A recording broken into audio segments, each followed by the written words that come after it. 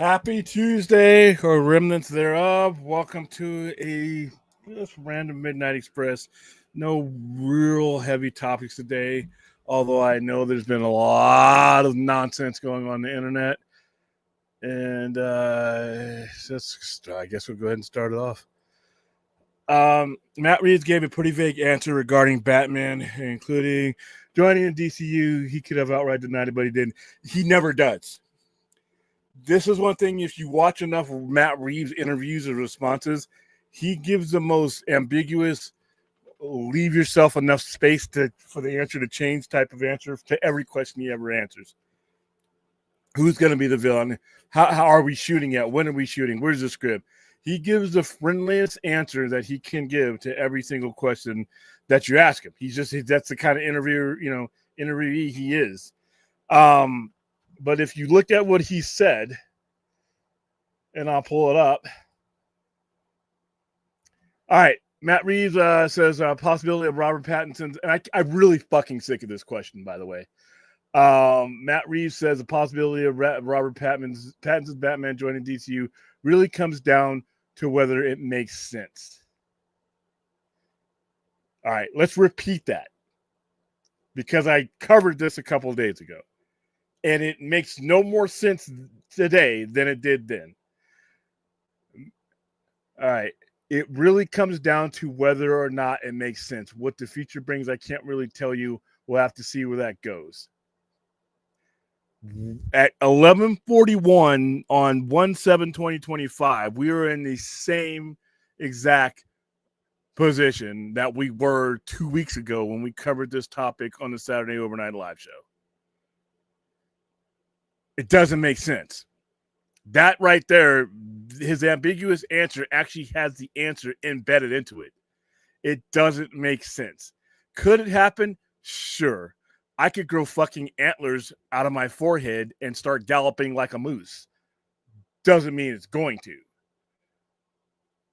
And my opinion about this is the same. Thank you for the $5 super chat, Rational.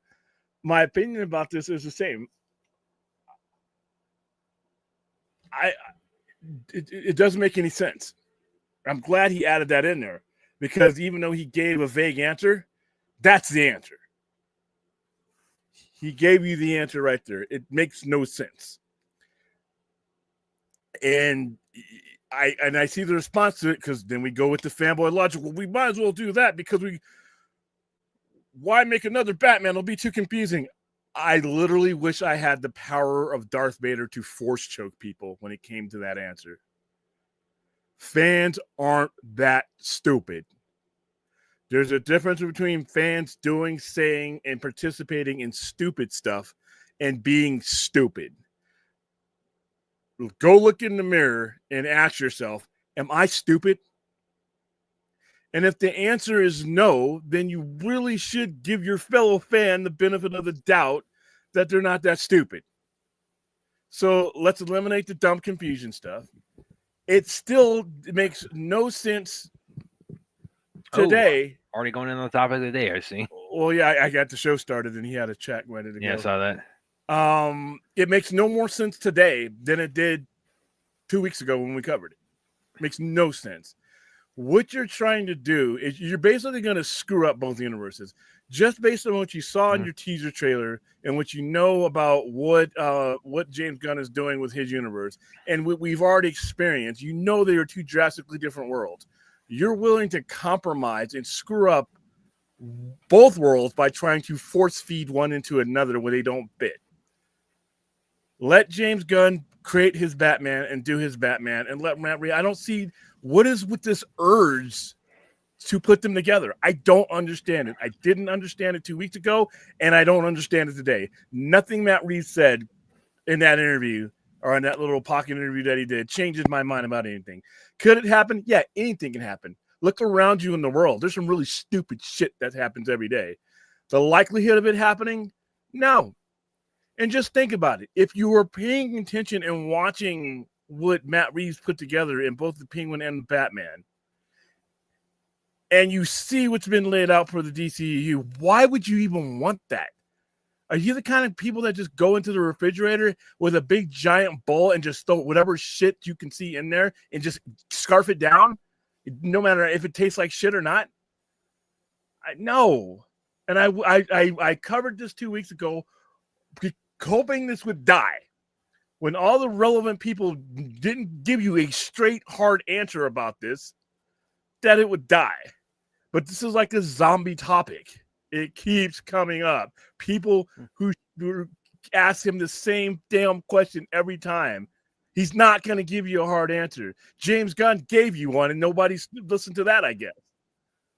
So, yeah, it could happen. But if it happens, I'm sorry. This is a bad decision.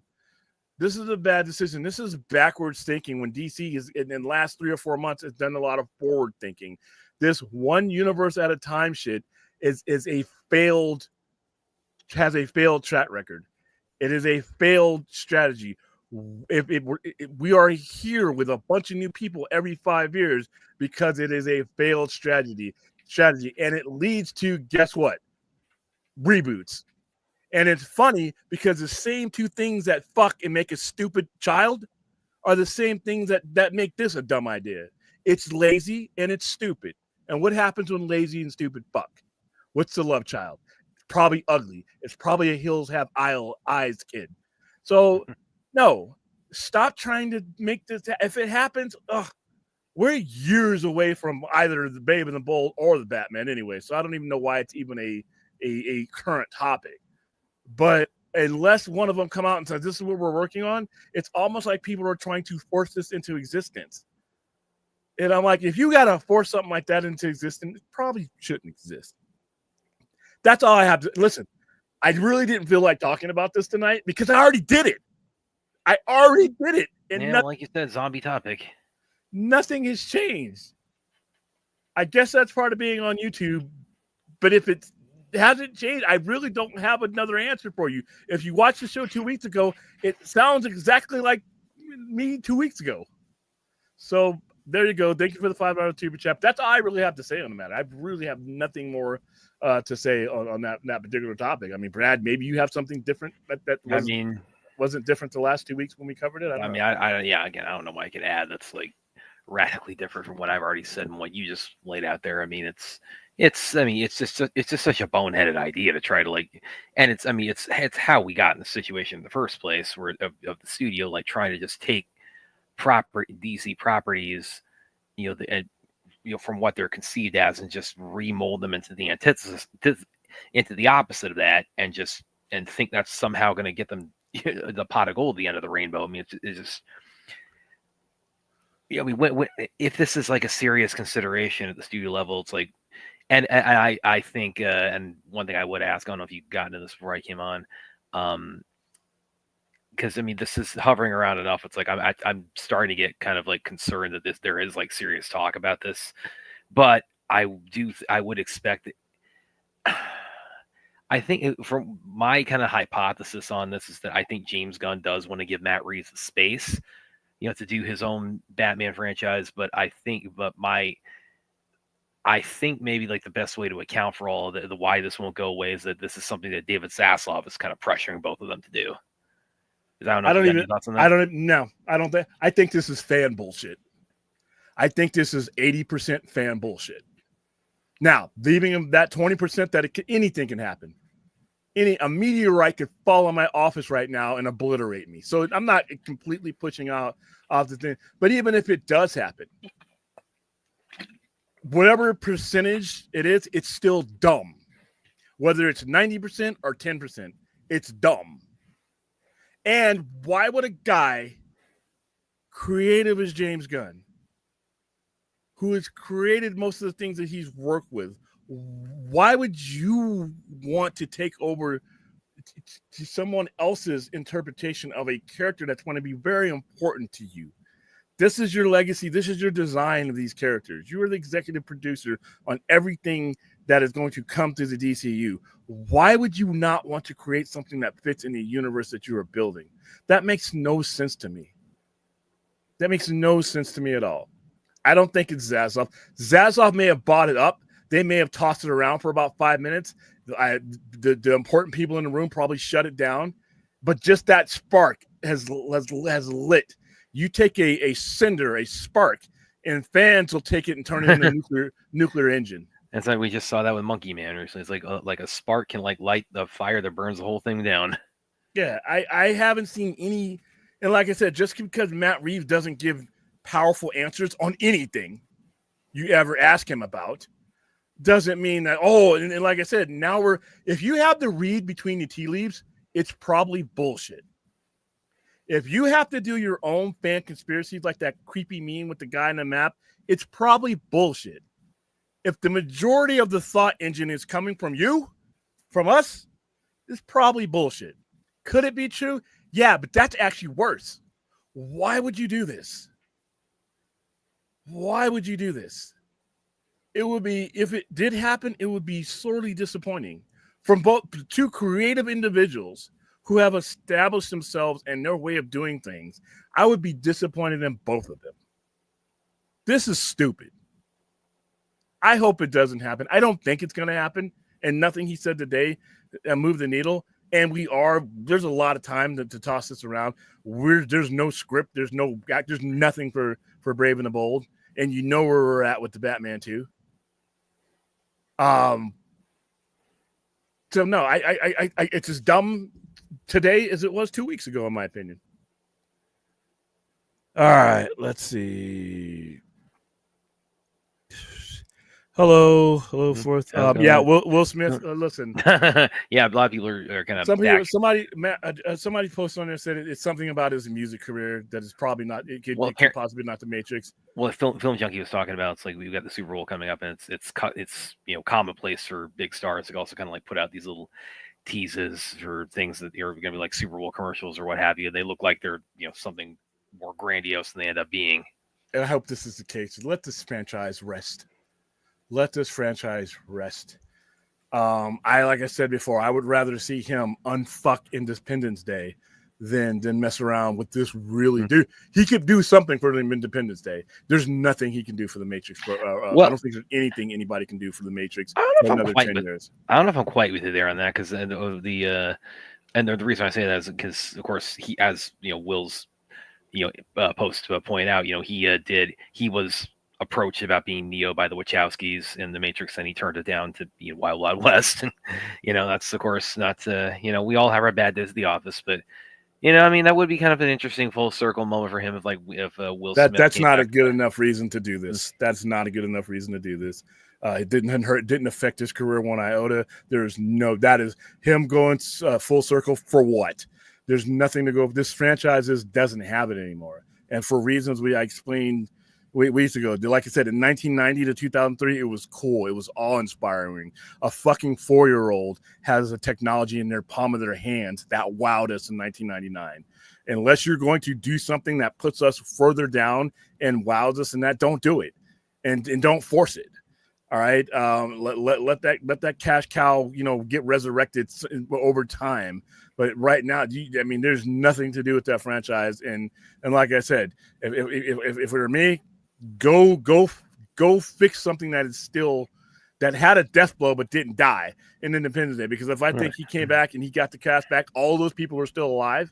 Let's do a proper sequel to Independence Day and erase Resurgence. Do something like that. If you're gonna throw a Hail Mary into something that's probably dead Aaron's anyway, already got the hashtag for it. That's what I'm saying. So I'm hoping that this is something that is like a just something Super Bowl, something with his music career. That would be fine with me. The Matrix had its time. The Matrix had its place. It was successful. It mission accomplished. It's like Friday the 13th and Freddy. Stop.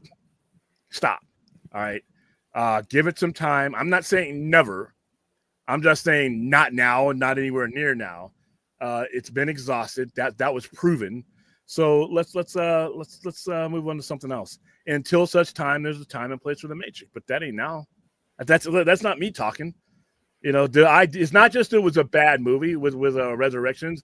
There was a reason why. There was no other ideas left. You have run out of ideas for this, and bury it. Don't bury it 6 feet under. Bury it 3 feet under. When the time is right, dig it out. Right now, it's not. Daniel Martin says they talk about the Reeves Batman. I mean, No, not really. by the way, Daniel, let me share that. Actually, William, should I delve a little bit into the other topic we were kind of? And it's not like earth-shattering news, but it's more pleasant news than It's not rant news. Yeah, I mean it's yeah, because there's nothing to me. There's nothing to this one, so yeah, go ahead. Well, this is data, and I'm sure a lot of you have already seen this. This has kind of been making the rounds. I'll go. This is from the Unbiased Snyder fan account. So apparently, some figures have come back that Zack Snyder's Justice League, per this tracking service called AQOA, that it has been the fourth biggest movie in France, which is one of the biggest, of course, markets in Europe. Post-pandemic release in France on all video sales and rental platforms. So, William, whenever we kind of discuss this, he always talks about the importance of like the fandom, like bringing business case and data and things like that too. It's like, okay, well, we just got a little bit here, so, and that's I mean, again, it's not like earth shattering, but it's kind of cool, see. I mean, just again, this movie didn't exist. It's so crazy to think about how I could still remember so vividly, like this time, 2019, or like leading into when Zach did the first, SnyderCon event, where it's like the mantra or the party line or the consensus, whatever you want to call it, within the media and so much commentary on it was this movie does not exist, and we now have figures like this saying like it's at this level of popularity, in all these large markets. So, yeah, I mean, it's this is very cool and very gratifying to see, and those of us who want to see this thing resolved, see this thing concluded, however you want to put it, you got some numbers on your side now. I mean, you already had numbers on your side, but I mean, this is like I think Warner Brothers, especially Warner Brothers Discovery, has all the data that they need to go forward with it. Now it's just you have this complication of all these other things happening right now. I think the data would always supported it. It's just once those people were gone, if anybody wanted to use that data to make a business decision, the data's there. The data's there. The data's there with the physical media that they made and sold. The data's there with the amount of people that watch, the associated content. Once again, and when I mean associated content, what did you watch once you were done with this particular version of the movie? Did you go watch Aquaman? Did your kids watch the cartoons? Did your kids watch it with you? There's a whole bunch of stuff that they've always had. They just never wanted to utilize. Oh yeah, Daniel. Apparently, the first week there it did like 2 million. So it's like I don't know, like population proportionality, like what that means for France. But again, it's like all indications are it's done very, very well. So like between like things like this and and probably even more so, I might even say now the previous topic with the should we try to shoehorn Pattinson's Batman into the DCU? I mean, I thought about, because when I put out my like kind of reaction to this on social media, and I thought about almost like I almost DM'd this to you, William, where I said it's like the sooner Zaslav retires, the better. Well, I don't think I once again we're it's that fanboy conspiracy to where Zaslav, he has a studio head now.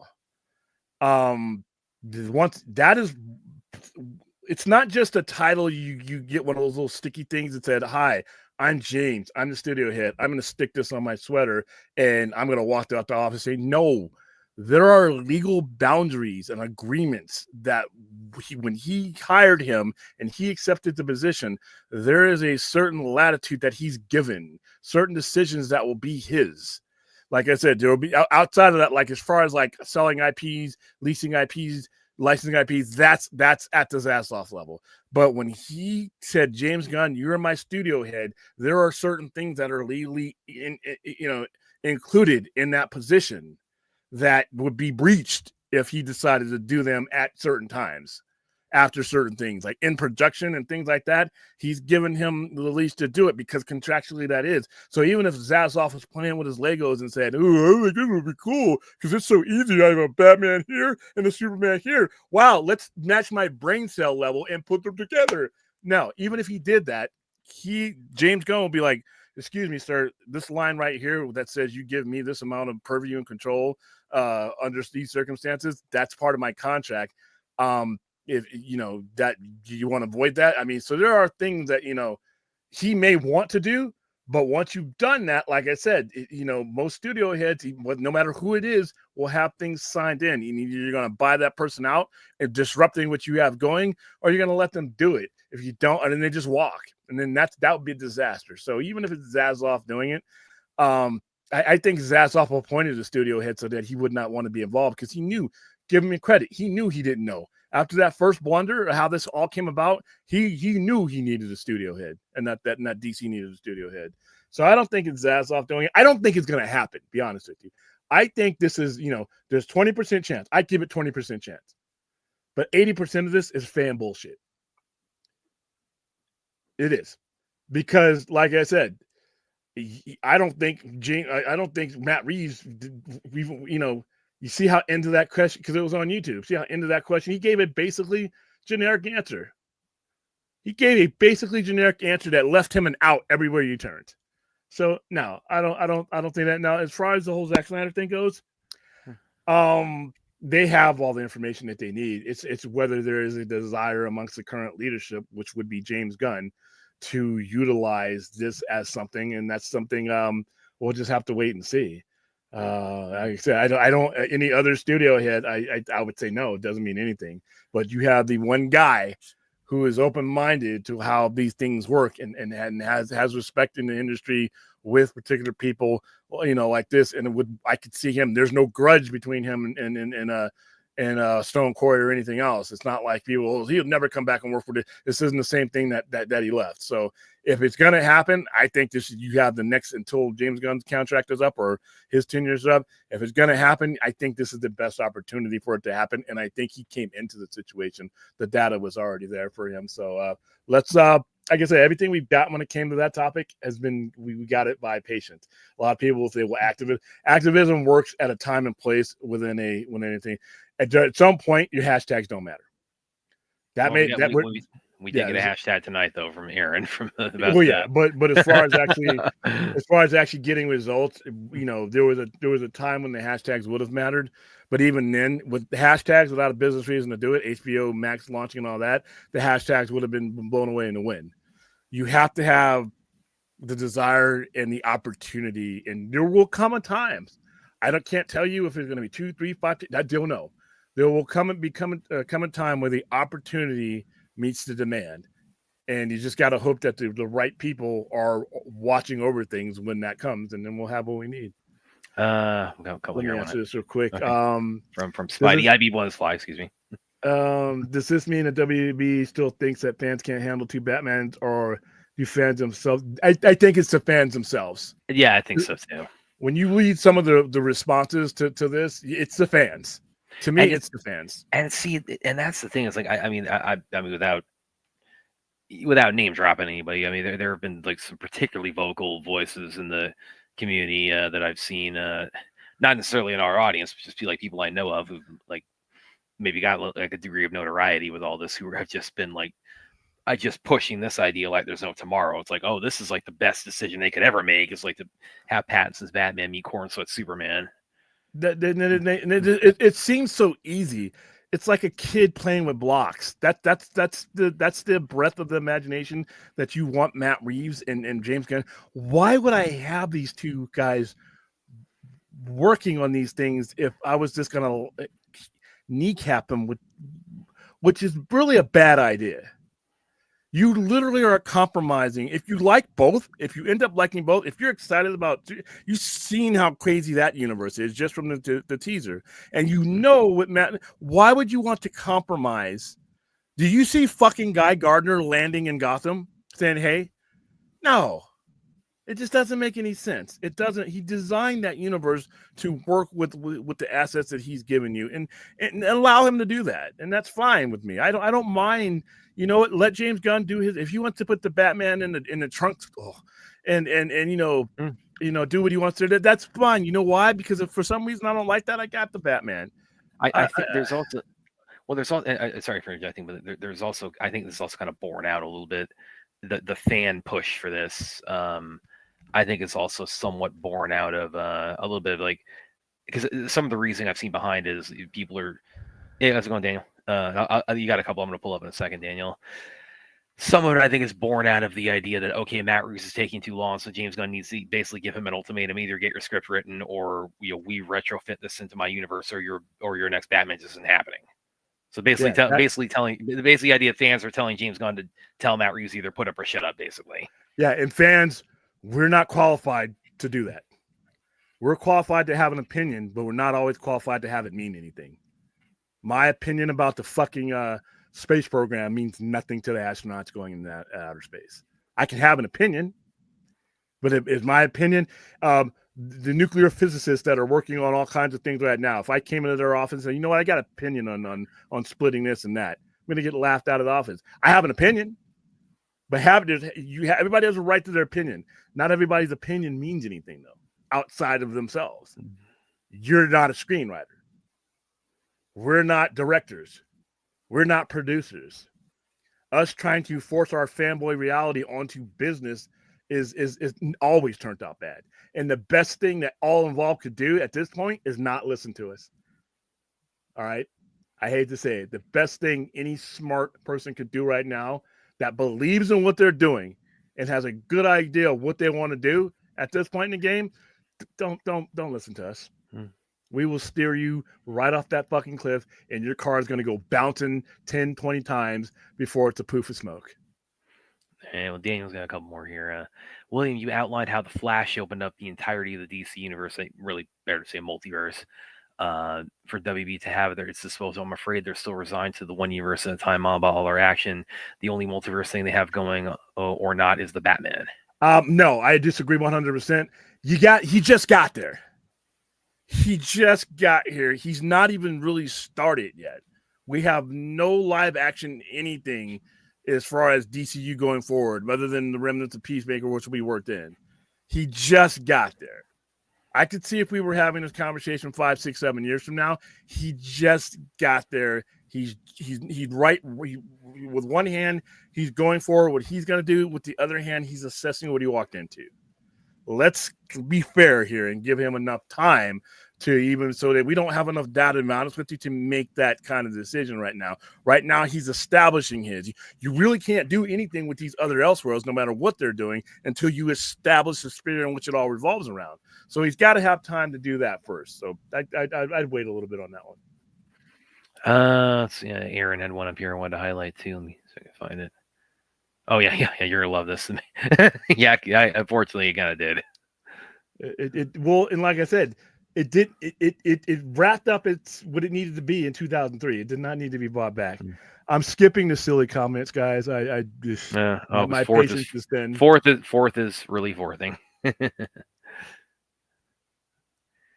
I'm going on serious comments only because it's not really a topic night tonight. I mean, the two we just kind of discussed. Those are kind of like, we were never gonna like devote the whole show to them. They're kind of like the default, topics, because I mean, not really like a whole lot of like news today.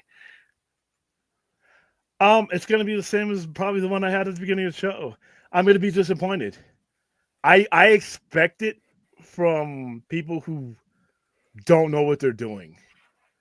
I don't get the impression that James Gunn doesn't know what he's doing, doesn't know what he wants. I damn sure don't get the impression that Matt Reeves is clueless about what he wants to do. I expect this from people who don't have a good grasp on what they want to do, and they're like, well, maybe this, and you're basically throwing feces on the ceilings, hoping none falls on your head.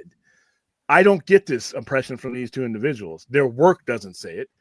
Is there anything that Matt Reeves has done that says, wow, this could use Crypto the fucking Superdog? No, there's nothing there.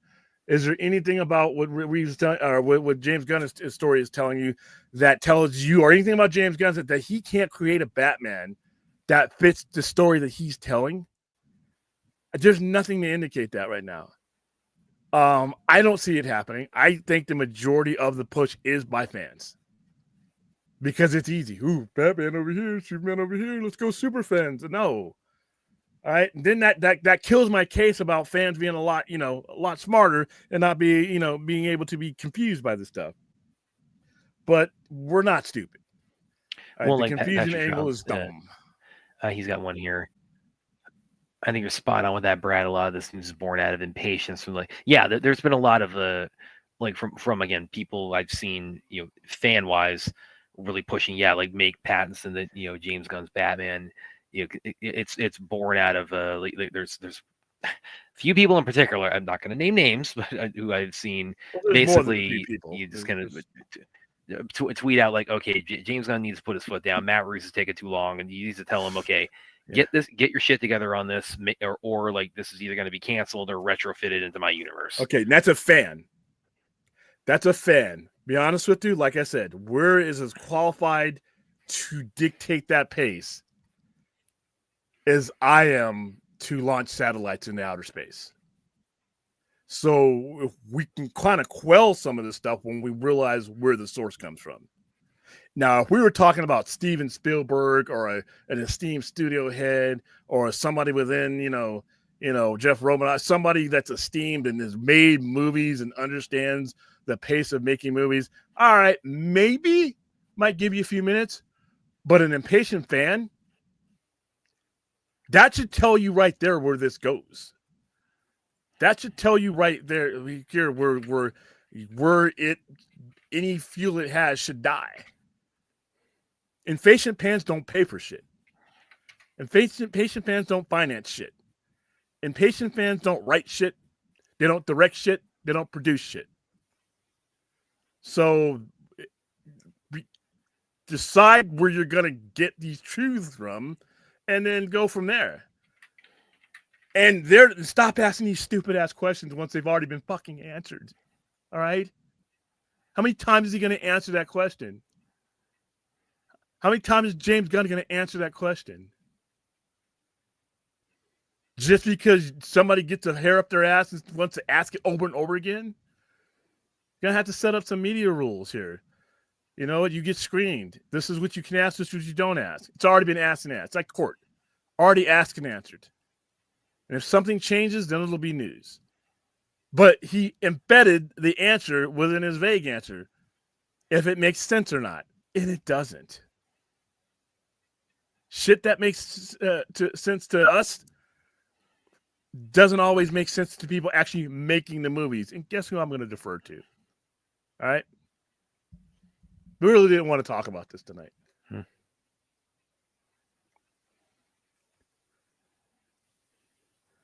All right, let's do it. Does anybody have anything like that we didn't discuss 2 weeks ago with the same answer I'm giving you tonight?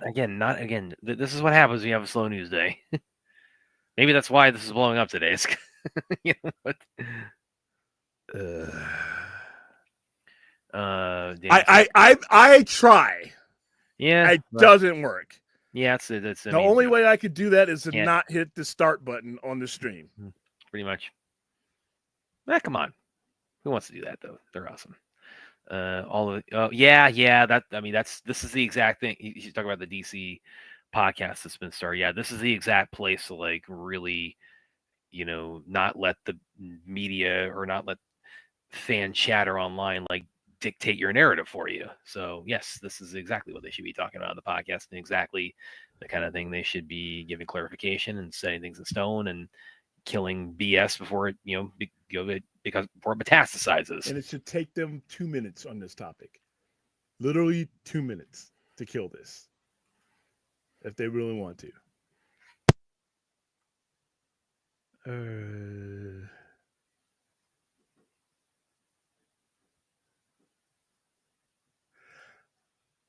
But there's more of a business case. We've already made that. I've spent hours already. I don't need to rehash that. There's no business case for the haircut. Sorry, guys. Not yet. Not on its own. But I explained to you a couple of days ago how that could happen. It would be really nice. And you could really justify spending a couple more bucks on it. On its own, no. But Zack Snyder's Justice League, that's the folklore alone gets you past that. Demi less, okay. I think he's having fun with Demi Moore's Golden Globe speech. By the way, did you see the whole thing? Because this also caused a bit of a stir. When Vin Diesel went on stage and was like, "Hey, Dwayne, that feud is never going to end." All right, so I'm assuming that the bowl is full tonight. You're comparing the Ayer cut to Zack Snyder's Justice League. I don't even know if I should bring up any more of your comments because that collapses under its own nonsense. And you used the clown emoji, but that I could throw that right back at you for even making that comparison. Yeah, we got Super Chat. I've always liked Michael J. Fox. Stuart Little was your favorite Michael J. Fox movie besides, he did it's funny you should say that actually, Bronson, because I just had one go live. What? The mouse. Is that not fantasy? Sci-fi horror fantasy. Is that not fantasy? I bring up the topic, and it's a super chat. But for me personally, this is actually one that Peter Jackson did before Lord of the Rings. Has anybody seen this one called The Frighteners, where Michael J. Fox, he's playing this guy who's kind of like an exorcist, and he's pursuing kind of this Jay Busey's sort of the Thank you serial for the killer. $5, Bronson. Supernatural serial killer. So yeah, it's probably one of my favorite of his post. First of all, future, but I wrote this up also. It's my fucking show. You don't call me out.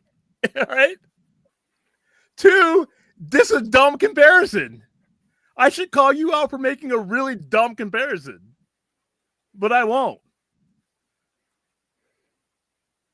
God, what the hell? This is gonna be so fun. 5 years from now when we're doing that Ayer cut watch party. Right after the Gonapath watch party.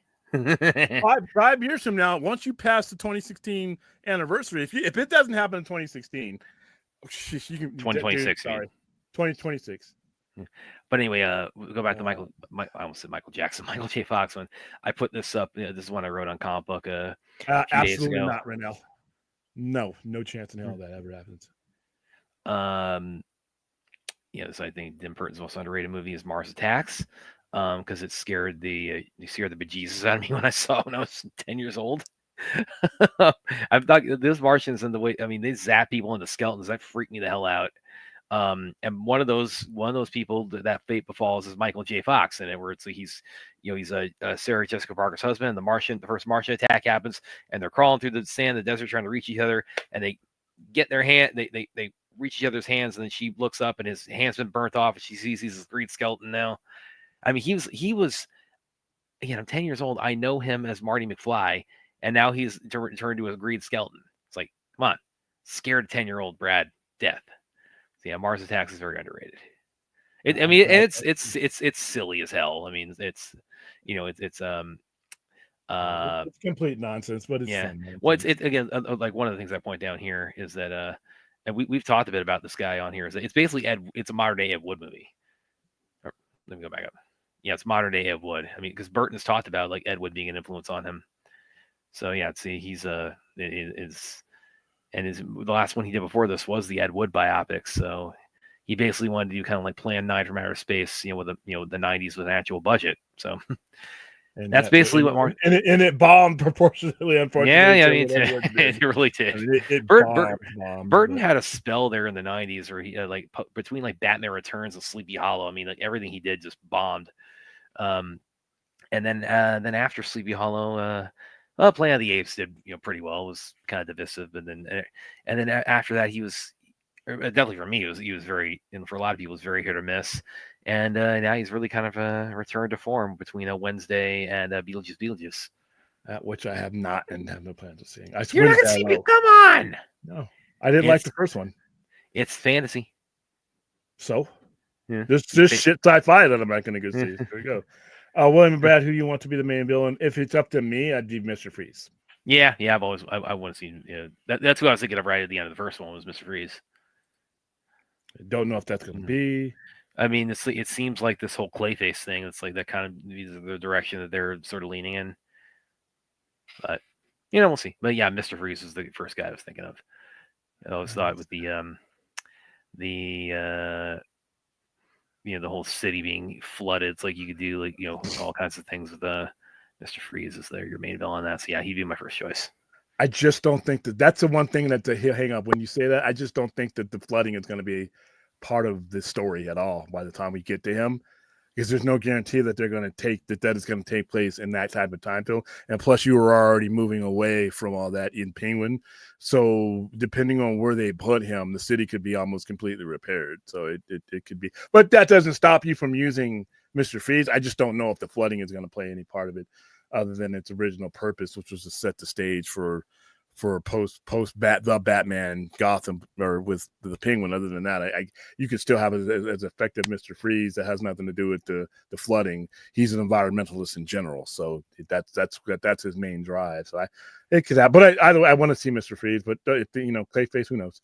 William, some fans will be confused. Oh, Jesus Christ. Some fans will be confused, though. When I went to go see Batman 2022, they showed DZU. Okay, here's the thing. Well, it's a sizzle reel. That's not the place to provide clarification on those kinds of things. It's just like, here's everything out of the IP that's coming out that year. Which, by the way, that also got, because of like the studio overhaul, that ended up like not panning out anyway. What have I always said when it comes to confusion? In order for it to happen, one or two things, or both of them has to happen. Your audience are a bunch of fucking morons, or your storytellers / management are a bunch of fucking morons. It's the only way you have that kind of confusion. Well, now, to be fair, the management at the time were morons. I think we know what side failed the communication mission there. Now, I'm talking under normal circumstances where you don't have a management group trying to hide a part of their IP because they don't want to deal with it anymore. I'm talking about a management group who has everything at their disposal and decides they're going to go forward and support both. Now, once you have proper management and proper storytelling, that's not going to be a problem. You only have confusion when you have stupidity on the other end. Either the person you're feeding it to is a dummy, and that's not the case, or the people doing the feeding are dummies. At one point that was. I don't think that's the case now. I don't think, say what you want about James Gunn, I don't think he's an idiot. Matt Reeves is not an idiot. And I know us fans, like I said, we do and say stupid shit, but we're not stupid. And we've demonstrated that, not just comic book movies fans in general. I don't think there would be any problem at all if you, under the right management, if you presented another Batman while Matt Reeves' Batman's in there. You have two competent entities telling the story and controlling the communication and the distinguishment. I think you would be fine. Would I have said that under the previous regime? No, because they had no plan. They had no plan of communication. They had no plan with any of the IPs. They were just throwing things around. I don't think there's any fan that would look at depending on what James Gunn does, that would look at what he does and the style that he does it, and then look at the Batman and be like, oh, wow, I'm confused. And if they are, guess what? That's where you have the Matt Reeves and the James Gunns to fill in the blanks for you and guide you through that. It's literally their jobs. So I don't think there would be a problem this time around. The problem you had previously is because you had a bunch of morons running the company, and look where they all ended up. So I hope that answered your question, Rational. Let's see. What about the Poonie? I am interviewing the star of Peter Pan, Neverland Nightmare. In fact, in about 8 hours. Actually, 9 hours. Not yet. 9 hours. Our interview is at 9:30 with him. Martin Portlock will be on. I will be interviewing him this morning at 9:30. I think he's in Britain. I'm not sure. I have other interviews set up, but yeah, I'm going to record our interview today at night. Well, I won't be live at 9:30 because there's going to be edits and stuff in there, to make it look, like something presentable. But we have begun to push. I am now working on. I have permission from Jagged Edge to host our own watch along on the YouTube channel of Winnie the Pooh, Blood and Honey 2. With the individuals that I previously interviewed for, we're just getting all their schedules lined up. Once we were able to get a schedule lined up for who we were able to get, we're going to do that, and we'll be watching it live with the people that are in the movie as a way to promote Peter Pan Neverland Nightmare. And next Monday, I will be at the premiere at I forgot which theater it's going to be at, but they're showing it for 3 days here in Vegas, 13th, 14th, and 15th, and I will be at one of those. They are going to be in Burbank doing a Q&A, but logistically I can't get there and back in time to do what I need to do because I was invited to that. But I'm in Vegas. So I asked Scott Jeffries, if you ever do a Q&A here in Vegas, you got to have me part of that, man. I've been here since before the beginning. So yeah, tomorrow, look for it to hit the channel later on tonight, depending on how soon I can get it edited. And once again, we'll be interviewing. The first of our interviews will be Peter Pan himself. So look for that on the things.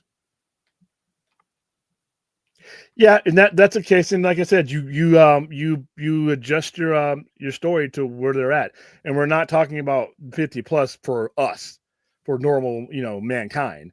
We're talking 50 plus for people who got money. So you got about 5 or 6 years added onto that. So and plus again, okay, remind me again how old is the Batman and the Flash who just came back, and remind me again like how the dude who was Iron Man, who's now Dr. Doom, who is now in his 60s. He's 60. You're gonna be fine. Yeah, this is they have money, dude. They sleep in they sleep in these chambers and shit.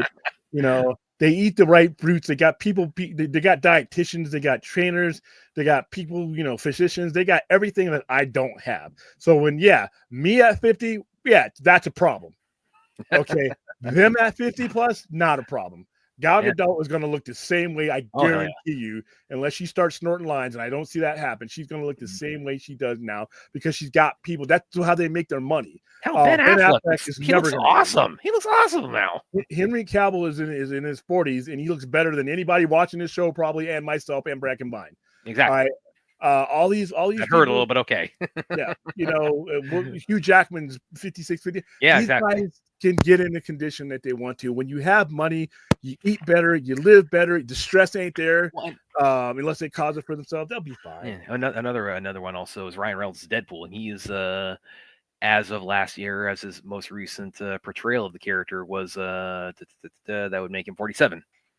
So yeah, come on. This is not a factor for again, barring like self-harm or other external circumstances. Like this is again, these people have resources to get around the external visible effects of aging that we don't. Seymour Hoffman died at 46. That's an extenuating circumstance. Yeah. So, I mean, that was very tragic. That was shocking. We could, as long as it's not videos. I wouldn't mind. We've shown people's artwork before, as long as it's not video and motion, we're fine. Question: Will we be doing interviews for that movie? Oh, is that part of the Booniverse? No, it's not. But it's so I have reached out to those guys. I reached out to all these guys as soon as I know that their movies are being made. That's because that's the best time to get a hold of them. Be like, hey, I'd like to reach out to your movies. I've reached out to the Popeye people. I've already done Mousetrap. And now the other one, the newest one's coming out. I reached out to those guys about the Mickey one. But yeah, when it comes to the Pooh, it's actually called the Twisted Childhood Universe. When it comes to that, like I said, I remember I was on that. Months and months and months before they started filming it. As soon as I knew that they were gonna do it, I reached out to those guys. So like I said, I've grown with this project as it's gotten better. But yeah, Peter Pan himself will be on there. I'm putting my list of questions together. If anybody has any questions that they think they might want to have asked, leave them in the comment section, and I will take a look at those before I do the interview and see if we can get anything going from you guys. Yeah, he is kind of accepted. Again, that's why it's so tragic. And heroin. Yeah, that's again. I mean, that'll do it as far as like aging somebody. Prematurely. God, that did suck though. That was a real heartbreak. And he is, man. Go back and watch him in the originals. I mean, that guy is like the life of the party in Twister. I mean, the whole thing, like food.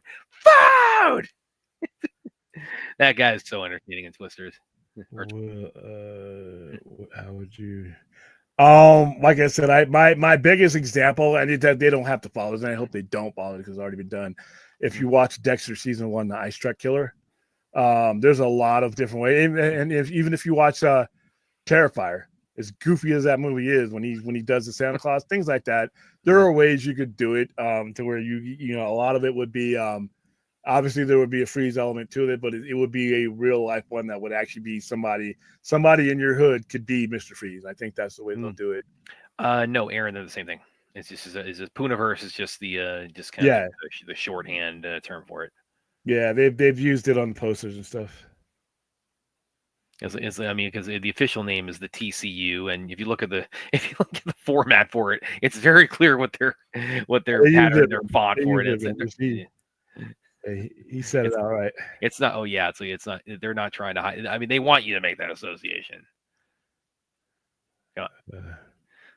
Fourth. Oh, I know. Let's talk about.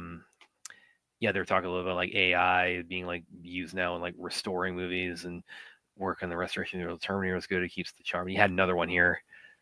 Let me see this one. What was it about? Oh, damn, where is this one? Oh, yeah. Filmmakers like David Fincher are incorporating AI into the restoration of Seven, and fixing things always bother them. It could be a bad thing, but that's where we are now. And yeah, see, that's the thing about like AI is like, it's not without its purpose. It's not without its functionality, just like anything else. So, and if it's if it's a means to like clean up or restore sound and picture imperfections in movies, I mean it can definitely be a useful tool. I wanted to go see actually this weekend. I wanted to go check out when they did the. In fact, is that still out right now? Because they did the theater re-release of Seven for the 30-year anniversary. Is that still out right now? I want to check. I'm going to check and see if that's It still out. should have just come out because 7 didn't come out till 95. So right, didn't it? 95 when it came out. Yeah. I So don't know. I was wondering, is that like a It 30-year? out all year, off and on. So it'll be like periodically throughout the year. Okay. Is Mr. V the top 10? Oh shit! It is still out there. Okay, I am gonna go. Probably try to give a look this weekend. That's not okay. Oh, are you saying smart people can't come from the hood, man? That's kind of cold blooded, though. We're trying to say it for it. But when I mean say the hood, your neighborhood, it could be in your reality. It could be. It doesn't take some crazy superpower, a guy with blue skin and a fishbowl over his head that would not be walking around in your neighborhood. So when I say the hood, I mean in our reality, it could actually happen in the city, in the space that you live in, just like the Riddler could, things like that, more things. And I think that is the appeal of Matt Reeves' style. And I think that's why you won't see, could be wrong, but I still think that's why you will not see him merging that into what is the DCU. Yeah, Pedro. Yes, he is. Yeah, and he's he's going from the Mandalorian to Maxwell Lord to now Mr. Fantastic. So yeah, again, age is not the factor. I mean, it's not irrelevant, in certain instances, but it's it's not the roadblock for people in Hollywood that it is for people like us. Again, they have ways to account for and address these things, within the business that is not available to the average person. Yeah, Terrifier and Poohverse. I'm Terrifier. Poohverse pop out all these goofy ass, but they're fun. Well, I know going into all these movies that I'm not going into, John Carpenter, level. But they're fun. Pooh Blood Honey was fun. Pooh Blood Honey 2 was fun. This is going to be fun. You just have that type of fun with it. People who watch Terrifier have that type of fun with it. Oh, speaking of that, because something we both mutually had a lot of fun with. Because I looked this up again, because talking about David Ayer a minute ago. The next one, this is I think it was really going to be out in January, but it got bumped back to March 28th. The next one he did with Jason Statham, it was called Levin's Trade, I think, but it's being retitled A Working Man. And it's like after Beekeeper, it's like, oh yeah, I wanted those two to keep working together because that was an awesome. My first collaboration with Beekeeper. So I hated that I wasn't. I forget why it was, but I wasn't able to be here for that watch party because I really enjoyed Beekeeper. You were doing something with karate, so that's yeah. It might have been the parents' night out back in August. That might have been what it was. Or no, I think that was that was something else. Yeah, because that night that was when you did the Prometheus and the Alien Ramos one that I had to sit out. So yeah, it was some other reason I couldn't make that. And man, that gutted me because I would have loved to have been there for that because. Man, Beekeeper, just a blast, man. I loved it. I love the synopsis to the Lantern series. I am on board with the Lantern series. I mean, the synopsis and people who are working on it, I am 100% on board. That's why I'm going to lie about Superman, even if I don't like it. I'm unreliable. Don't watch my review because my review is going to be unreliable. I think you want me. He also want think you want me to swallow. So come on down. I'll chew on the dog. Yeah, it was great, man. I thought it was better than Gold. I mean, I literally was like, I Superman. Wow, I want to go. In fact, I'm going to go back in the theater right now and go see it again. By the way, am I getting lanterns? The fucking answer better be yes, or I'm going to retract all that shit. Pascal is turning into the next week.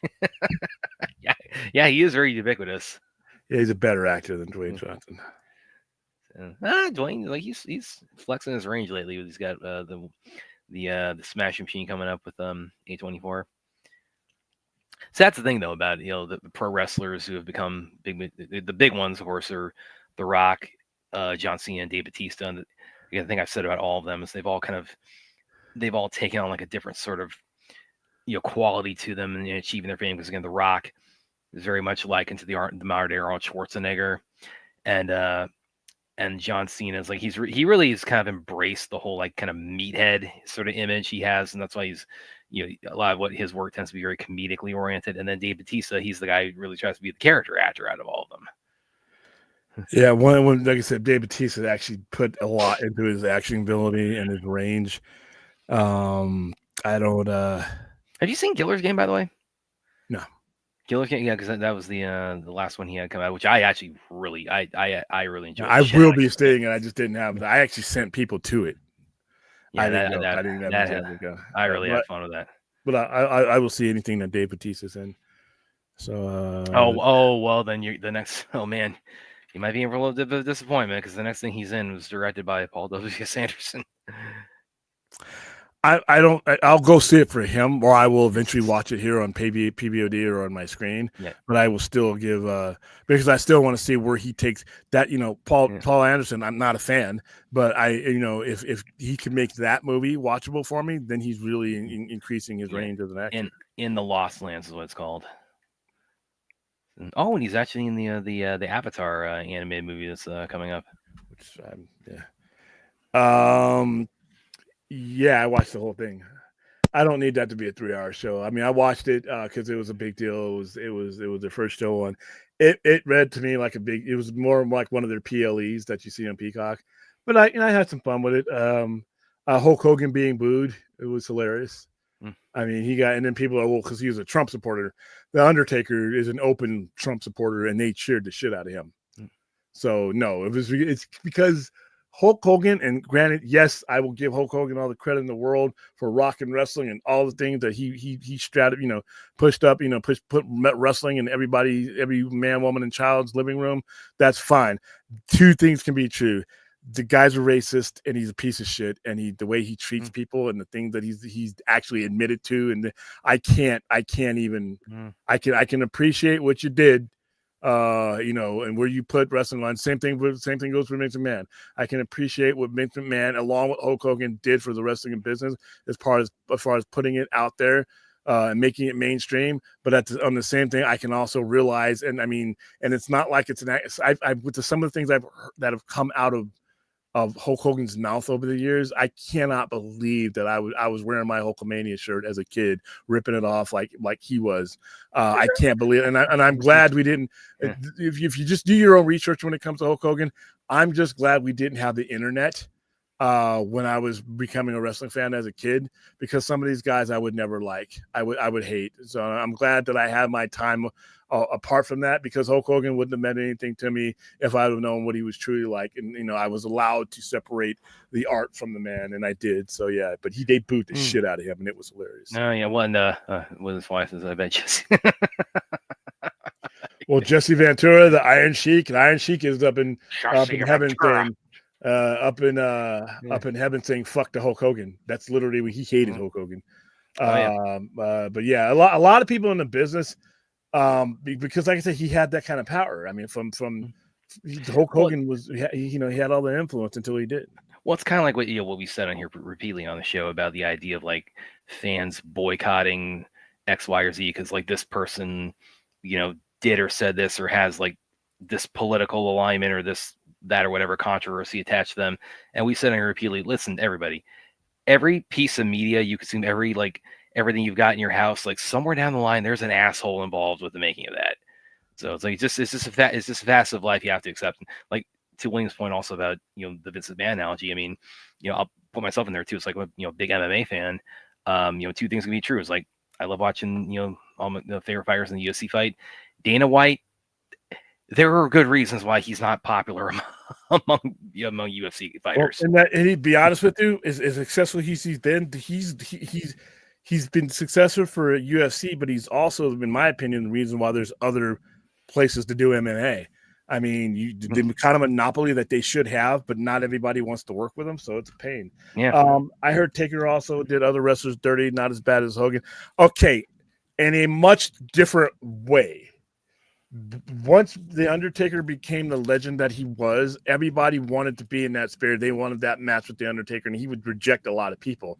He was very picky about who he got into the ring with, because at some point in his career, he didn't wrestle as much, and those are legacy things. And if he would say no, or and that would kill a career sometime, or that would, if you couldn't get that WrestleMania match or that big time match at the Undertaker at his height, that could send your career spiraling. But he used his power, but he also used a lot of his power to uplift too. Yeah, he may have done people what they thought were dirty because he didn't do this or that, and I don't know a lot of the other stuff, but he was nowhere near what Hogan was. He was nowhere. Hogan, once I had to read and look at the stuff, because I didn't want to just take it from other. Once you just get a composite story about how Hogan treated people, especially people of color, and what he said, as somebody who grew up as a Hulkamaniac, that hurt, man. That hurt. I can imagine. I'm rooting for you, and when I hear you say some of the things, and he just didn't get those today. Man's 70 years old, so yeah, I don't preach a lot about Hulk Hogan, but I don't, I'm not surprised when he got booed. And like I said, it wasn't because he was a Trump supporter. It's because of everything else. Because like I said, the Buck and Undertaker did a campaign commercial sitting right next to Trump, and they cheered the shit out of him. So I don't think there's other issues that he has. But hey, I'll leave that there. Yeah. Tony Khan will give Tony Khan gave Ric Flair all kinds of shot, and Ric Flair has been involved in some, but he hasn't been involved in some of the stuff and said some of the things that Hulk Hogan has done. I actually kind of comparing also, like Hulk Hogan to like all the pro wrestling guys I just mentioned, like gotten big outside the pro wrestling world. I mean, because I remember being a kid, like even though I wasn't like that enamored with pro wrestling, So I mean Hulk, I mean, like he was so big, it's like you couldn't miss him. So when I was growing up, and even before I was he was born, so. And he was also, I think, the first one to make the leap from pro wrestling into movies. But he did some bad ones. Rocky III played a big part because he had just come back from over in Japan, and he was in between the AWA and the WWF at the time. And Rocky III came out in '82, and that really launched him. Mm-hmm. That launched him and Mr. T. Rocky III is a really important movie for us, even though it's not a movie about wrestlers. Mr. T was a big part of that '80s revolution when it came to he used his clout on the A-Team and everything else. And Hulk Hogan, literally, every man, woman, and child saw him in Rocky III as Clubber Lang, or not Clubber Lang was Mr. T, but I forgot. Thunder Kiss something. I forgot his name. Thunder Lips. Yeah, it was Hulk Hogan, but that was the first time that we all got to see them on that kind of scale. And Vince McMahon, to his credit, took it where it needed to go. But like I said, I can give them all the credit in the world for what they did for the sport. But now that some of the stuff that they've done, I can't. I just don't want to. Well, then Hulk Hogan, then after that, it's like, what was he go on to do after that? Like Suburban Commando and Mr. Nanny and Spy Hard. It's like I think actually he probably is like out of like the pro wrestlers to make it big in movies. He probably had the worst career out of all of them, because he Hulk Hogan, because he was because he didn't need to transition like they did. Yeah, it's true. Yeah. Question, William Brad. So James Gunn apologized. For the tweets, and crazy Zack Snyder fans don't want to stop bringing up his old tweet. That's any fan. I never thought they were the huge deal, everybody. I mean, as far as stupid tweets goes, it just, even Disney, there was strife in Disney whether he should be fired or not. They didn't want to do it. And then they ended up hiring him back and to do that. But by that time, he had already started doing things with DC. So I don't have, listen, I can't speak for those fans. Those fans are going to do what they're going to do. I think they're just not us. Well, and this is like a theory of mine I've had on that and I do think this is probably, I think if people are being intellectually honest, they probably say, yeah, it's probably the case. It's not so much like, Gunn's tweets themselves, but again, the fact that again, you had so many people, including in the media, in his corner and that controversy. I mean, it was very clear that his past sense of humor was being weaponized against him, and because it wasn't by people who actually thought he was had a kid chained up in his basement, but it was like, oh, let's say we got this, we can throw at him to ruin his career. And I think a lot in the minds of a lot of the fans that Iggy's referring to is they're thinking like, okay, it's like he got I mean, I have colleagues I know of who were big time rehire James Gunn on that. It's like, okay, but if Zach tweets that stuff out, would these same people have had the same level of forgiveness and these are on years ago and he already apologized? I don't know. You tell me. That should have nothing to do with the other, though. Those shouldn't even be uttered in the same conversation, uttered in the same sentence. What Zack Snyder would have gotten persecuted for, he's not James Gunn, and James Gunn's not Zack Snyder. Trying to play the but game or but so and so game is that's childish. James Gunn shouldn't have been fired over that. They realized how that was a mistake. And whether somebody wants to demonize one or the other, that's up to the individual. I can't say because Zack Snyder wouldn't have been given the benefit of the doubt that it would have been right to take that frame of mind towards James Gunn and vice versa. Neither one had anything to do with each other, and that's a horrible reason to try to justify weaponizing that. That's a horrible reason, and that's a self-reflecting thing that I don't need those kind of people around me.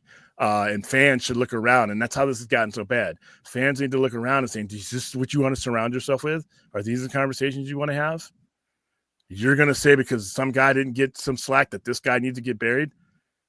I just said it, and it sounds as fucking dumb as it did when I uttered it. So I just, like I said, you got to raise the level of acumen when it comes to Daniel, this type of things. Daniel says, I don't blame fans on Twitter for holding Gunn to his words as far as the DC.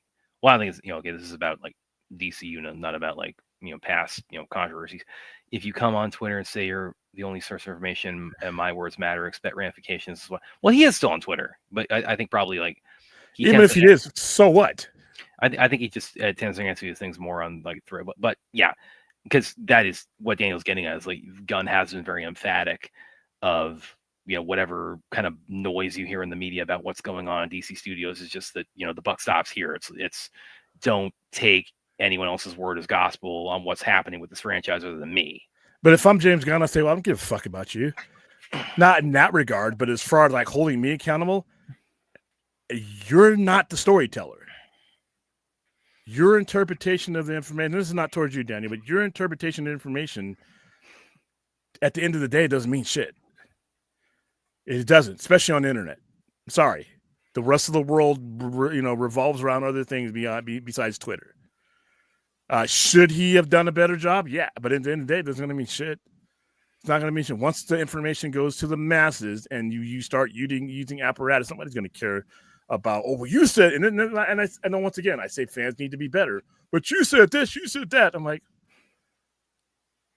if I'm running a corporation and things change from when I told you one thing and told you another thing, so what? It's kind of a take it or leave it. You have the choice to leave it, but he can't hold him accountable for the product. Hold him accountable for the product when you see it. This other shit that's going back and forth on October so-and-so, you said, who gives a fuck? Guess what? It's not October. It's now. So stay current is all I got to say. And that's what any media, anything, when you have a lot of moving parts, I think fans don't understand that the part that you're staring at moved on a long time ago.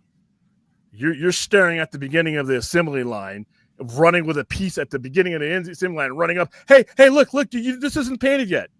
And we're down here with a complete car almost. So, yeah, something I think James Gunn should really factor into anything. This was the other thing I forgot to bring up earlier. Yeah, there's some fan art that, who was that guy again? Boss Logic did some fan art of Brolin as Darkseid, and Josh Brolin shared that in his Instagram stories, and everybody's taking that. And of course, there's rumors he ended up being Hal Jordan, but he's in talks for something else DC wise. And so people are kind of running with the theory. It's like he might be James Gunn. I really hope that's not the case because my God in heaven, is that lazy casting. And I muted everybody that's put that thing on there. I muted them. Everybody who put that picture on, I just automatically muted you. I didn't want to see that. Once again, I don't do fan casting. So lazy if they actually did that.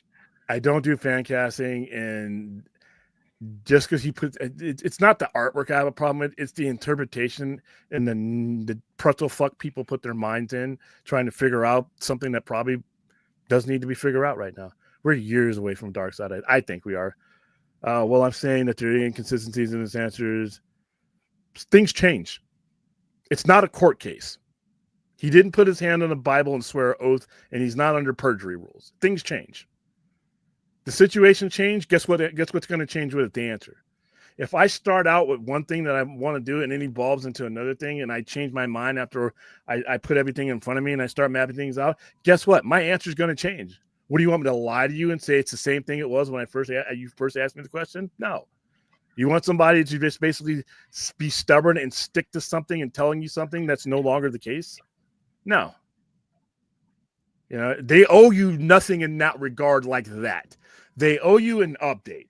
And if that update changes from the original, that's on the person to understand that things change.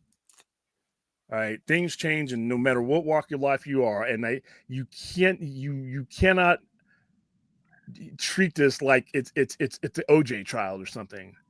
We're on February 4th. You said so. What? It's not February 4th anymore.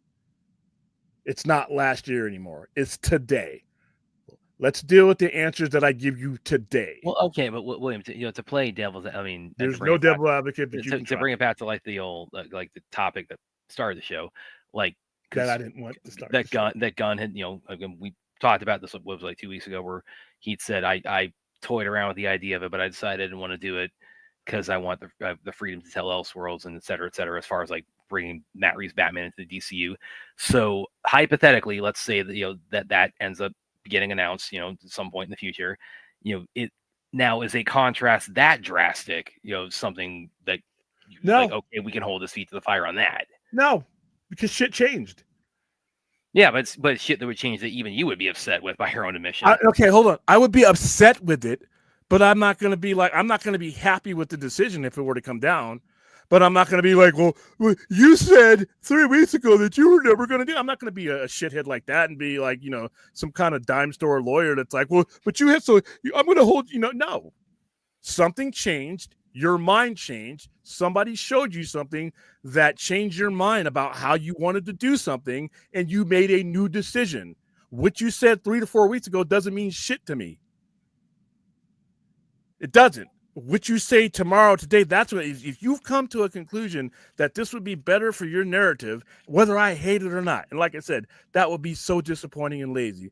But if you as a storyteller, just because you answered my question 3 weeks ago and the answer would have been different than it was now, what am I going to do? That's the answer you gave me today. Shit changes on every walk of life. If you're doing something with this many moving parts, things change.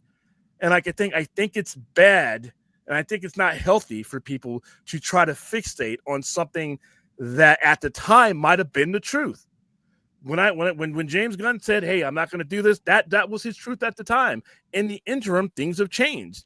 But again, also, again, more devil's advocacy here is like when this is a hard one for you, but go ahead. When you have the history of the studio, where it's like you have so many instances of X was true on Monday, and then doesn't matter. Y was true on Thursday. I mean, at some point, you as an adult changing on a dime does start to snowball on you. That means shit. At some point, you as an adult you're either going to follow this information or you're going to disengage. That's it. That's your choice. You can follow the information and stay current with the information, or you disengage. But it doesn't matter what you engage with. It doesn't fucking matter. If you follow something like this and it's moving parts, it's productions and things like that, things happen, things change, narratives change. The answer there is not the answer there all the time. And whether I agree with the answer or not, it doesn't matter. It doesn't. In fact, that doesn't matter. Can the answer be there some of the time at least? Not necessarily. They don't owe you shit for this. They owe you a finished product. That is where you judge them incomplete. That is where once the product is out there, they can engage with you. And you know how I feel. And this is but you can take that up. It doesn't matter. That's up to Daniel Martin. Daniel Martin can make that decision on his own. That doesn't mean that the storyteller owes you shit. He doesn't.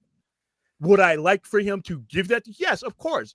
I'm a salesman. I would like to prime and prep and ready. But even me, if things change, my answer is going to change. And I can't give two flying fucks how someone feels about the answer I gave 3 months ago when the circumstances were changed. But if if you as an adult 100 times in a month, then guess what? That means shit changes. You have the choice. No, there has to be a threshold for how many times you change in a month. You don't tell them what to do. You're not the storyteller. Yes, you can buy the answer. That is your right. You can buy the answer or you don't have to buy the answer. But guess what? You can go to any other circumstances. If you want to stare at things long enough, go ahead and disengage from this. But guarantee you the next thing you disengage with, like I said, those people ain't going to owe you any more shit. They can give you as much information as possible. But if things change, they don't owe you a fucking receipt. I'm sorry. No. Something changed in your production. I got new information. I got new resources. I got new talent. It changed. What the fuck would happen 3 months ago when that wasn't the situation? And we as adults have to fucking grow up and stop doing this. All right. We're the ones that are chasing our tails.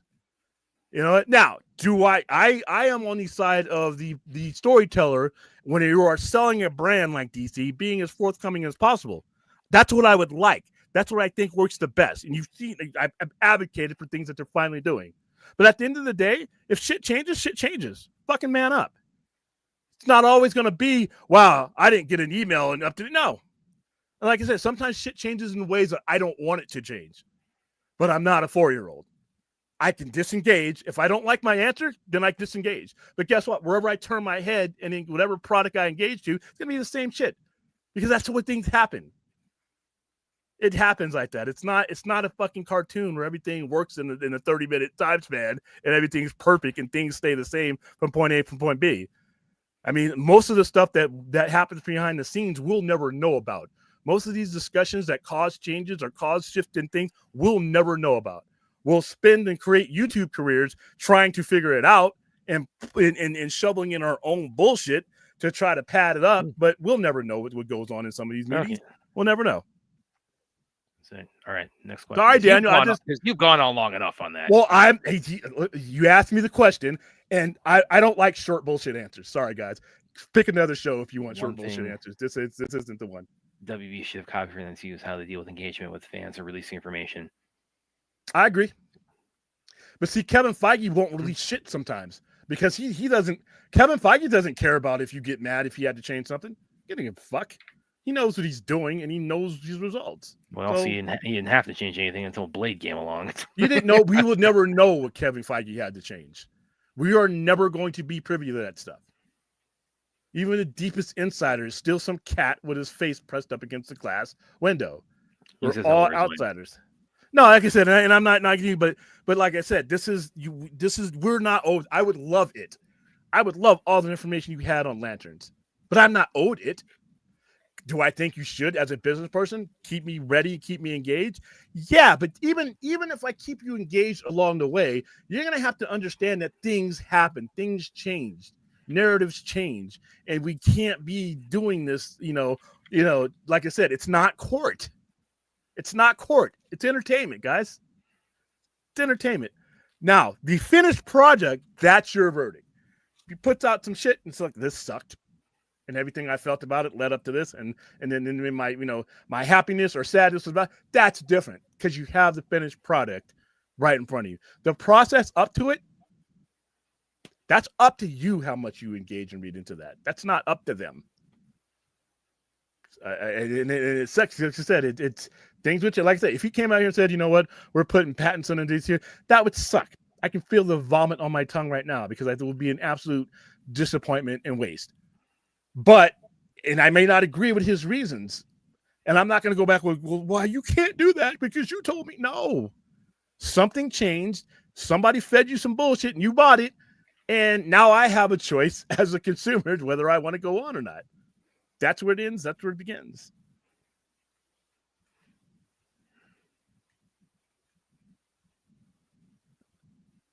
Brolin could probably play him. Brolin could play anybody. Yeah. No, then yeah, well, yeah, that's the contrast between Studio A and Studio B. You know, if the Hulk actually, I mean, like I think it lost money. It broke. I think it broke even, but Iron Man did like 550, something like that, and the Incredible Hulk did too. And I like the Incredible Hulk a lot. I think it's the MCU's most underrated movie. Yeah, well, it's not the best, but it wasn't horrible. I mean, compared to the Hulk you've gotten in subsequent years. Well, yeah, but I like Ruffalo as an actor, but I don't think they've done a lot with him. But again, it's movie 2, that makes a quarter or like what did they did like slightly less than half of Iron Man, and just kind of came and went. But they said, no, we got this vision for what we want to pay this whole thing off with, and we're going to get there come hell or high water. That's what Studio A does. Studio B, they get choppier waters with 4 times as much of the the revenue from their second movie in their connected universe, and they just completely panic and shit the bed on it. So the importance of good management. I guess I really don't think. I hope Pattinson. I'm wondering again, man. He's never been asked about this. Yeah, and I hope he doesn't be. Well, James Gunn put it out there. That's the studio head. Matt Reeves gave a very friendly. I don't want to shut. I mean, he just gave a very, like I said, he had an out no matter where he went in that answer, and that's fine. But I don't, like I said, could be wrong. I'm not in the offices. I don't see it happening, but if it does happen, I have a decision to make. Because to be honest with you, I've given James Gunn, I think he's earned the benefit of the doubt.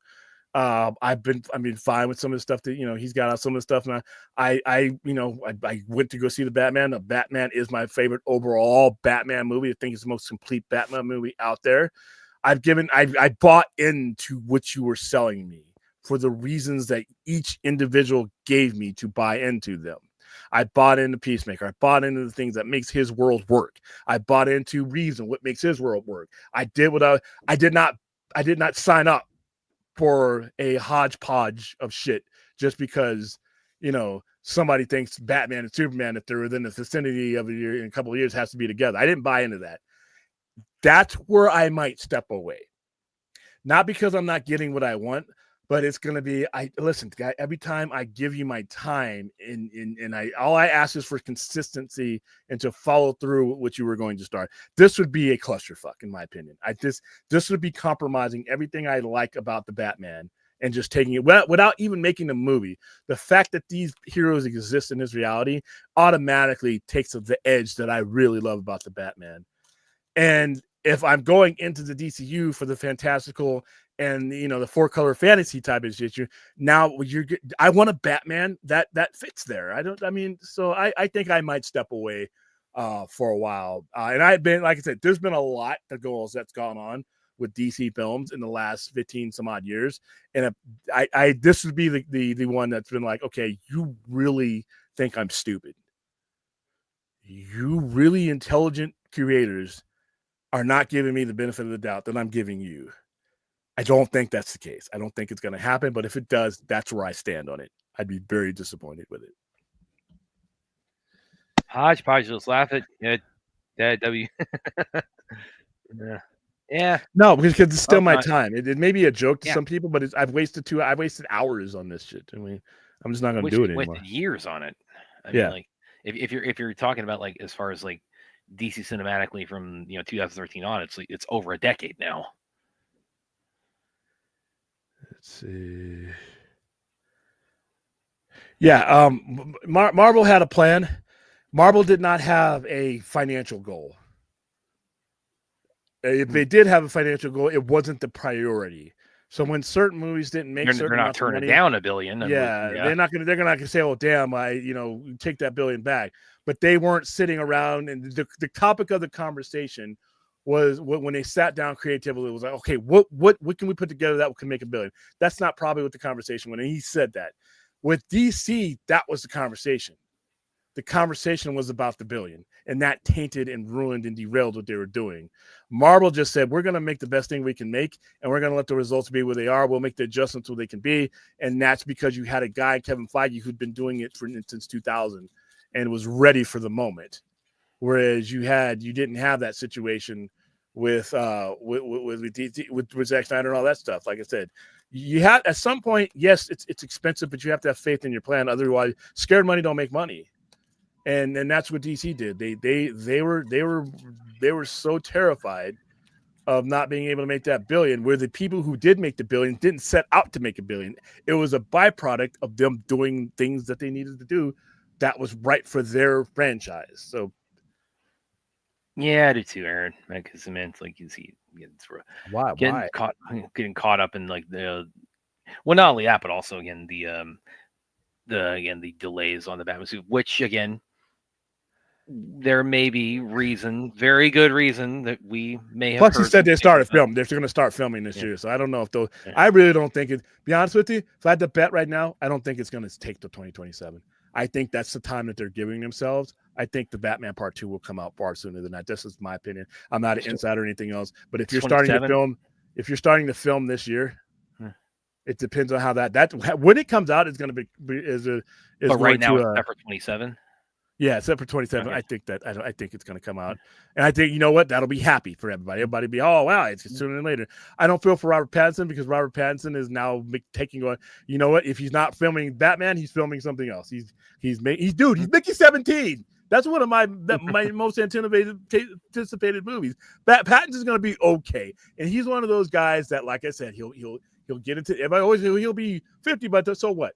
He by the years that the chamber takes off of and the apricot mask and all this shit that he probably sleeps in and plus he's got the cowl on for like literally 90. Yeah. He's in the cowl in the Batman more. Yeah, he is the Batman. He is the guy under the cowl. Bruce Wayne is very minimal presence in the Batman. Yeah, he's just there as a storytelling apparatus. But Robert Pattinson's going to be fine. Matt Reeves is going to be fine. I'm like I said, I hope that they don't do this. It could happen. I don't think it's going to happen, but I'll have to decide. I, as a customer, I'm not going to bitch about it anymore. I'm not going to moan about it anymore. I, as a customer, now that you presented me with this product, I have an obligation to whether I'm going to pick it up or not. So I'm going to wait till I have to make that decision before anything else goes. And here, Aaron's got no one before you, and actually saw you comment on this a little bit, so I'm just going to let you have the floor on this one.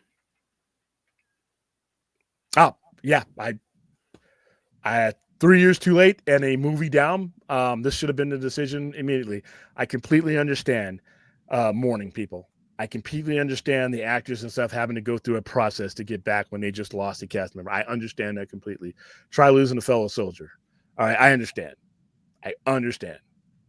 But at some point, the world will rotate on its axis no matter which one of us are here or not. We all have to go back to work. I've lost coworkers. I've lost fellow service members. All right. One of these days, I hope it's not soon, the world will lose me. And everything I'm involved with, I don't want it to stop. It shouldn't stop. The Black Panther, the movie, everybody that showed up on set, whether it be the caterer, whether it be the grip that we always see in the chat all the time, whether it be the makeup person, whether it be the actors, the producers, or everybody is there in service to the story and the characters of the Black Panther. It is not the other way around. We're not making a movie, this particular movie, about Chadwick Boseman.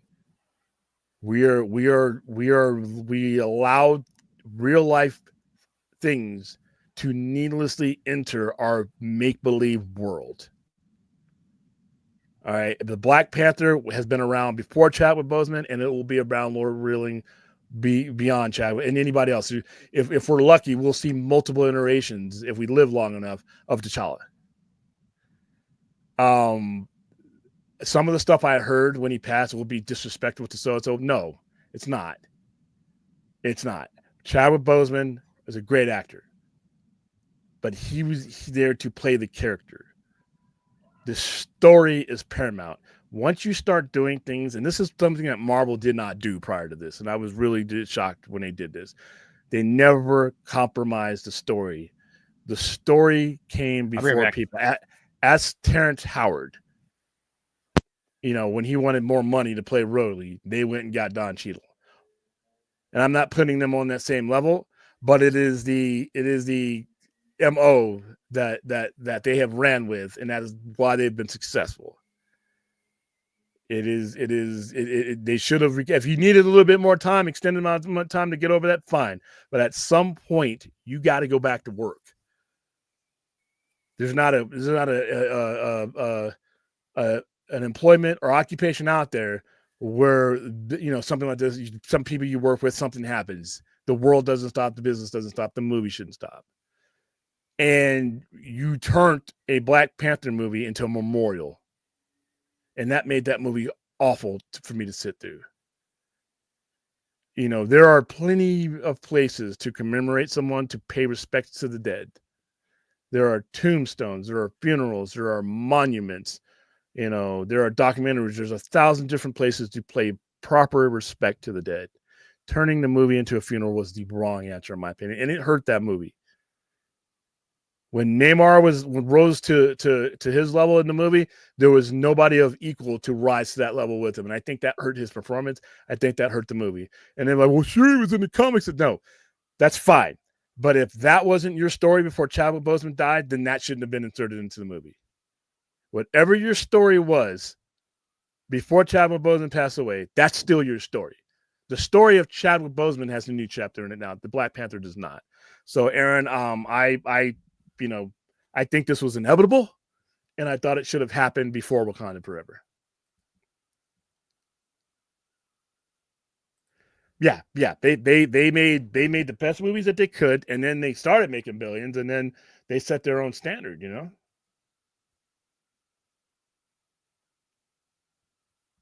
Let's see. Do I see Cody versus Cena at Mania? I don't know. I don't know because I don't know if that's going to be a title match. I don't know if they want to put John Cena in a title match, if that's going to be his last match. I got it. I'll tell you what, Chuck, get back with me after February 1st when the Royal Rumble happens, and I think The Rock's going to weasel his way in there.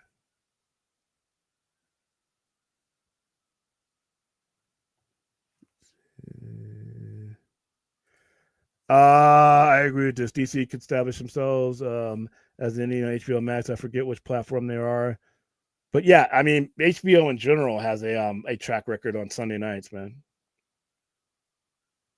Don't let the Illuminati get you. Okay.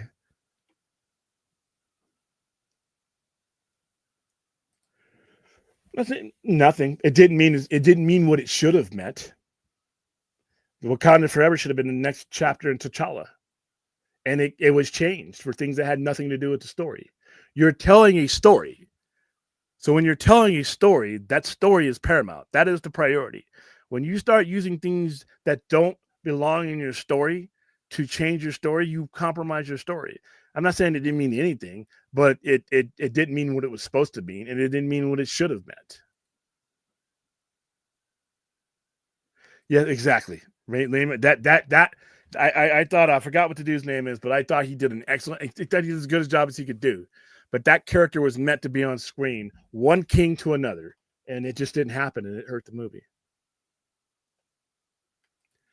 By honoring Chadwick, they put the Black Panther franchise backwards at the MCU as a pipe. Yeah, and that's something that the MCU just didn't do. I was really shocked when they did that. They took that. Let's see. Yeah. I mean, like I said, if that was with Shuri and all this stuff, if that was what you were originally going to do before Chadwick Boseman died, then I would have been all for it. But that's not what they did. They changed their story because Chadwick Boseman died, and I thought that was, you know, yeah, we're having some. Well, not we. I'm not in California right now, but yeah, they're having some issues down there, and it seems like every year. I still think climate change is a big part of it.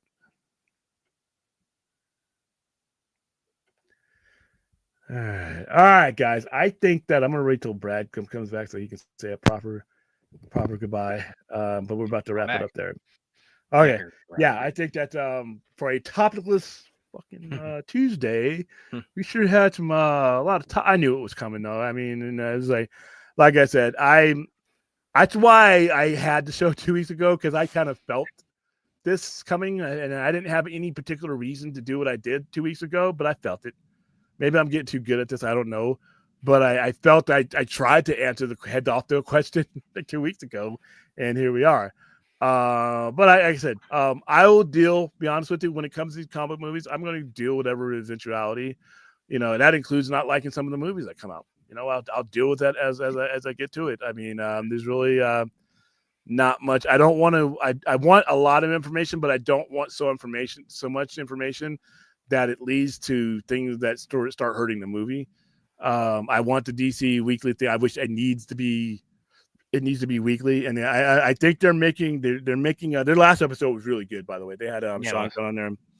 I think you need a little bit more, but I'm going to give them the room to grow, because I there's something out there where there was nothing before. So I'm happy with that, but I want them to start tackling things like what we talked about today. Us tackling it is really not going to. That's just my opinion. But when you're watching that show, that's coming from the horse's mouth.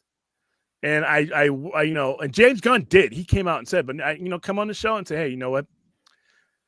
Is that a possibility? Yeah. Is it a remote possibility? Yeah. But is it something that we're aiming for? No. Right now we're building these. You know what? I think we're so far away from this either way. I think we're far enough away from the Batman 2. And I think we're far enough away from, because Batman is not even the next one in production. It's Supergirl, which I think is I think I think Batman should have came first, to be honest with you. I understand. And then after that, I think it's Lanterns. Yeah. No, Lanterns is HBO Max. But I'm talking, now if there's anybody in the room that thinks you can't make at least 400 to 500 million, I think your Batman movie shuts them up. Because Batman, like I've always said, Batman is 400 million starting with. It's like you start with a briefcase with 400 million in it. Now, how good the movie is determines how much beyond that you're going to make by that.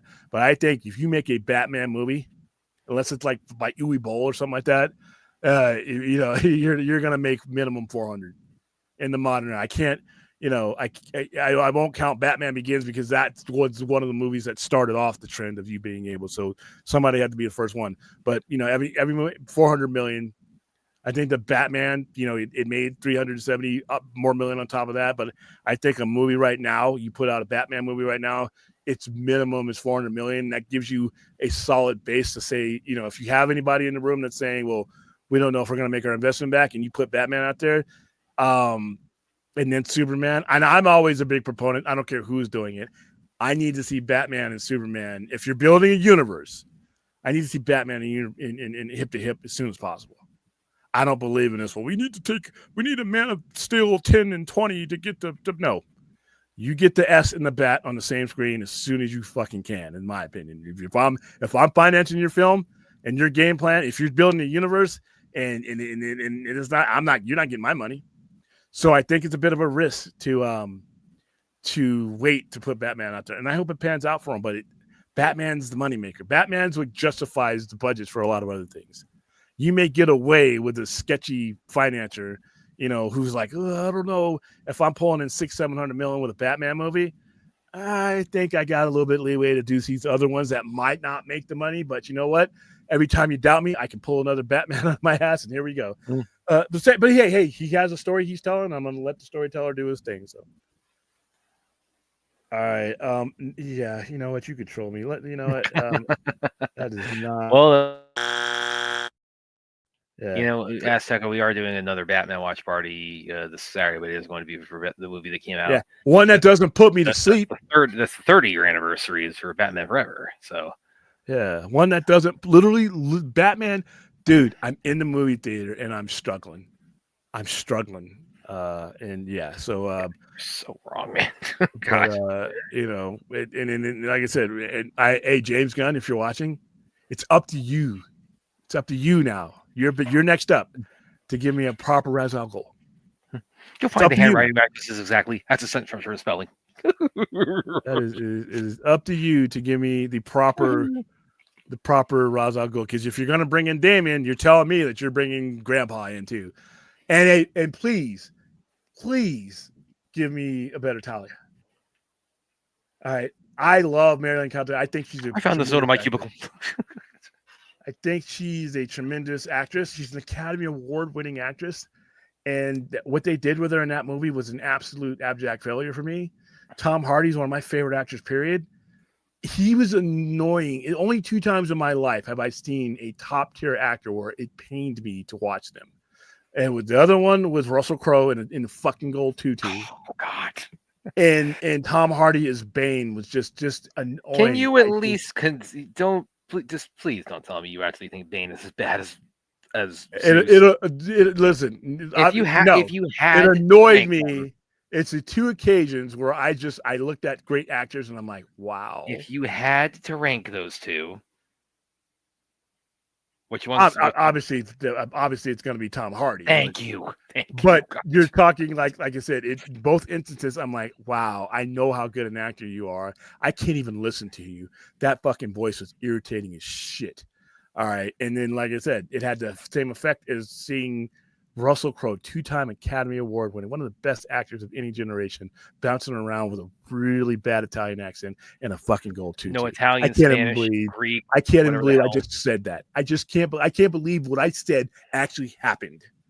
So yeah, and then Bane was just annoying. First of all, I'm biased. I hate the character to begin with, but I really hated that interpretation and that voice that he did was just like chalkboard. Oh, stop it.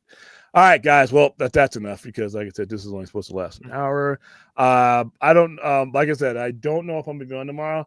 I have some stuff I got to do, but probably so. But if you don't see me live, keep an eye on the channel. The interview with Peter Pan will be up hopefully sometime around 9ish or so like that, depending on what kind of edits we have to make to it. But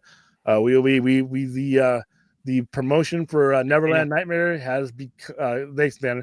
The movie comes out next week, and I hope to have the entire cast. But I'm going to start. I get to start with the star. I didn't even get the star. I didn't even get Pooh last time. I got everybody else, but our schedules never lined up for me to get Pooh. But I get Peter Pan tomorrow. So I don't like getting up early, but I'm going to get up early for this. It'll fuck up the rest of the day for me because once my sleep patterns are off like that, I'm still recovering from the Superman teaser. So, All right, guys, thanks for being here. Thanks for engaging in a good conversation. And don't take my tone. My tone is more aimed at America than any particular person that brought it up. These things annoyed me long before you guys asked them. But like I said, this is Devil's Advocate is fine. This whole show is Devil's Advocate, but like I said, let's roll with the punches. I've learned when I graduated DC University, one of the classes I took, roll with the punches. No one punch is really going to hurt that much more than the other. I think we've learned enough there. So if we do get this, I'll have to see where I'm at then, but I don't think we're going to get it. All right. Have a nice morning. Have a good January 8th, and I will see you guys live or pre-recorded when we see you. Bye. There you guys.